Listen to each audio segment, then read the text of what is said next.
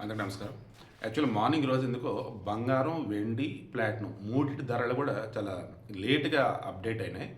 And వెండి అయితే కథనం కూడా అసలు అలాగే ఉంది. ప్లాటినం అయితే ఫస్ట్ నార్మల్ చూసింది, అసలు ఊహించగానే అది పడిపోయింది. బంగారం ఆల్రెడీ పడిపోయింది.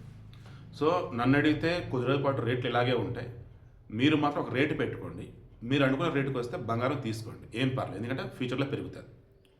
ముందైతే బంగారం ఈరోజు వచ్చేసి రూ. 770 పడిపోయింది. 24 క్యారెట్ గోల్డ్ 10 గ్రాములు. 1,62,110 ఉంది. నెక్స్ట్ 22 క్యారెట్ గోల్డ్ 10 గ్రాములు. రూ. 700 పడిపోయింది.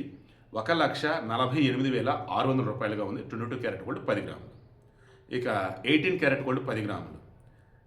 580 పడిపోయింది 10 గ్రాములకి. 1,21,580 ఉంది. ఇక వెండి. నాకు ఇప్పటికీ డౌట్ అనమాట. ఇది పడిందా లేదన్నప్పుడు సర్లే ఈ మాత్రం ఇద్దాం అన్నట్టుగా ఇచ్చారా నాకు అర్థం కాల.